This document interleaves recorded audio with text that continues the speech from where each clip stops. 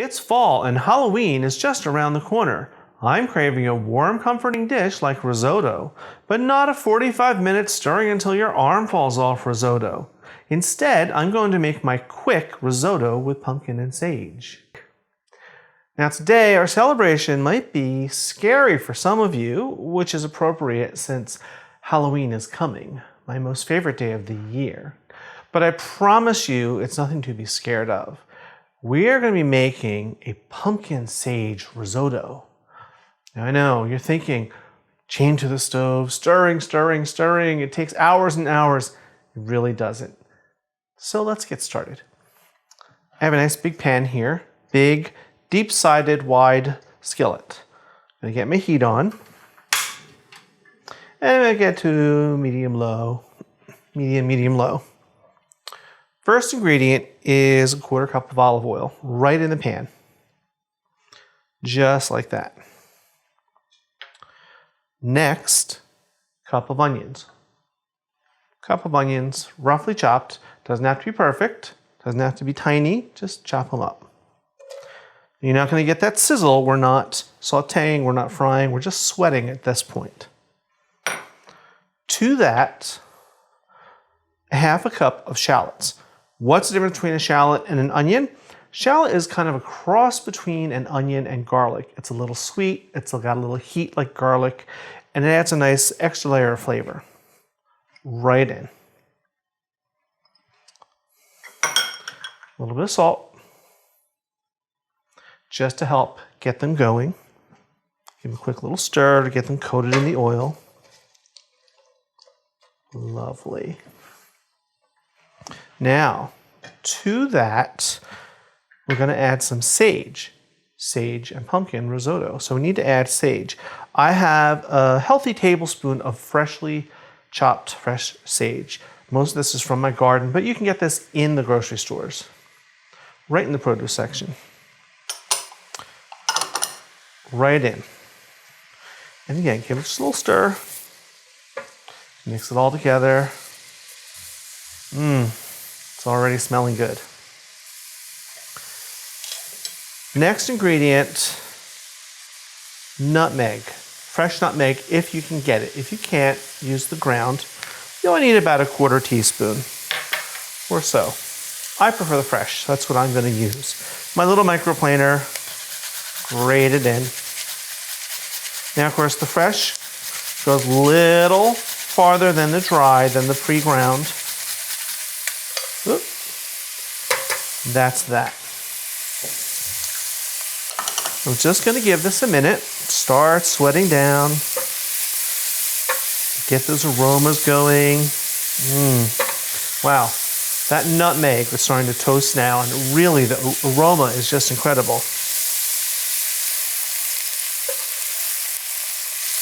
Now, the vegetables are starting to turn color. Starting to get a little soft, which is what I want. Not browning, again, just sweating and softening. Now for the rice. I'm going to be adding 2 cups of Arborio rice. What is Arborio rice? Arborio rice is a very short grain rice, and it's very starchy. Now, it's easy to find in most supermarkets. This is the kind that I get. You can get them in big bags, little bags, maybe different brands, but it has to say Arborio to make a really good risotto. And the reason is it's starchier than long grain rice or regular rice, so that gives that creaminess that risotto has. And we're going to pour this in. This is 2 cups. And we want to stir it up well and get it toasting. You may find a couple kernels fly out of the pan, kind of like popcorn. That's okay. You're just going to give this a minute.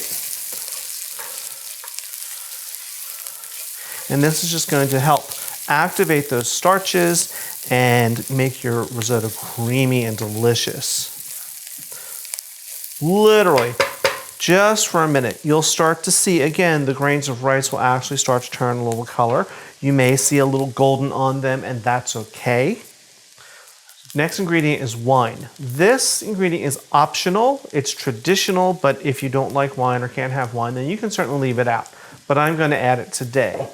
I'm going to add 3/4 of a cup, and I just have one of our favorite Chardonnays that's kind of dry.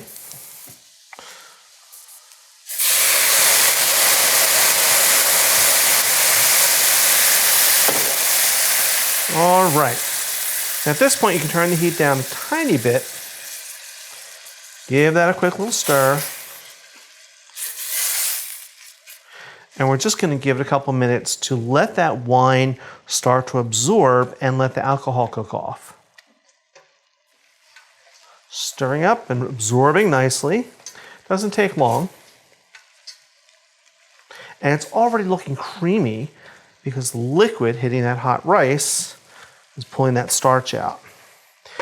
Now it's time to start adding the stock. So let me get my stock off the stove. I have 4 cups of hot chicken stock that I had heating on the stove behind me. 4 cups to 2 cups, a 2-to-1 ratio. So if you want to increase it, you would do that same ratio. If you want to cut it in half, say make only a cup of rice, then you would use 2 cups of liquid. Kind of like cocktails, ratios, right? 2-to-1.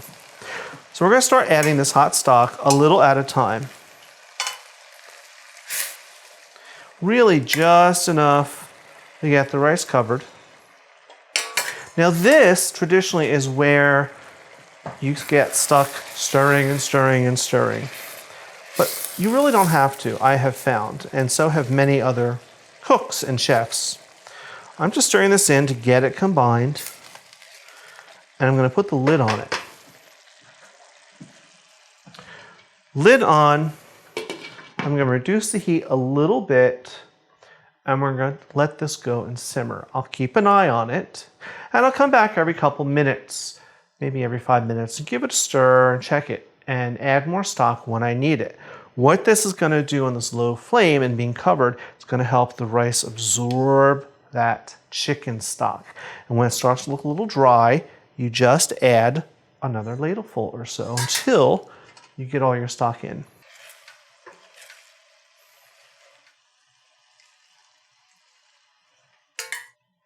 Let me give it a quick little stir.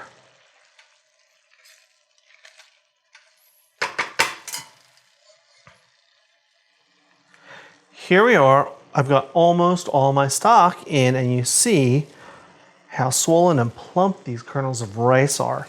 And oh, it smells delicious. Now it's time to add the pumpkins, because how can you have pumpkin sage risotto without the pumpkin?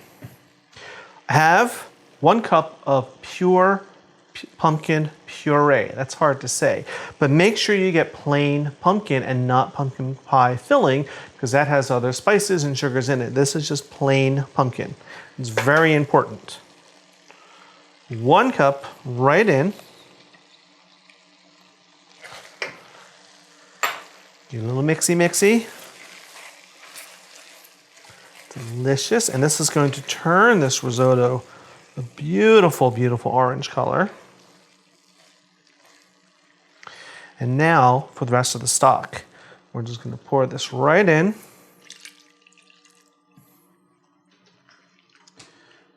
Now we're going to give this a little stir. We're going to let it go for about 5 more minutes, and then we'll plate it. Really right now we're just letting the pumpkin cook and the rice absorb all those great flavors. Here we are, we're ready. Let's take a look. Ooh. That is wonderful looking. I'm going to cut the heat. Give us a little mix. Look at that color. Oh, and the smell. Right at the end now, we're going to add 2 tablespoons of butter and a cup of grated Parmesan cheese that I grated myself. Don't use the powdery kind, grate it yourself. We're just going to mix that in. These are just going to add a little more richness, a little nuttiness, a little more flavor. Now at this point, you've put in a lot of salty things with the cheese and the butter, so you want to give it a little taste for seasoning. and adjust it before you serve it. Now I'll tell you the truth, I've already tasted this. Taste a little again, just in case, not the official tasting. It's good. Needs a little pepper. So we haven't really added pepper. So we need a little black pepper. Just to give it. And I think some dried parsley. Or fresh parsley if you had it. I didn't happen to. So some dried will do fine. We're just going to mix that in. Gives a little color. Beautiful. Now, let me get my favorite thing. You know what's coming up. We must have our wine with our official tasting. Okay, fresh spoon. Here we go.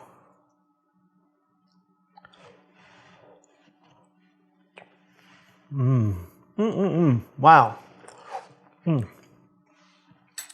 This is creamy, and the rice still has a little bit of tooth to it. It's not crunchy. It's not quite al dente. It's a little more, but it's not mushy. It still has a little bite, which is exactly what you want.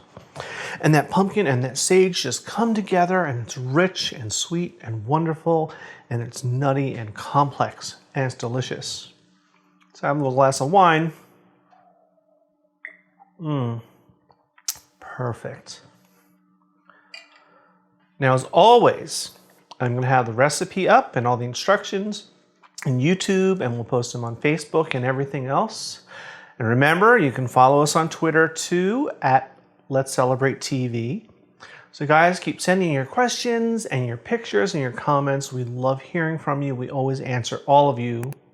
And until next time, as always, you're all invited to come on over, come on in, and let's celebrate. Cheers.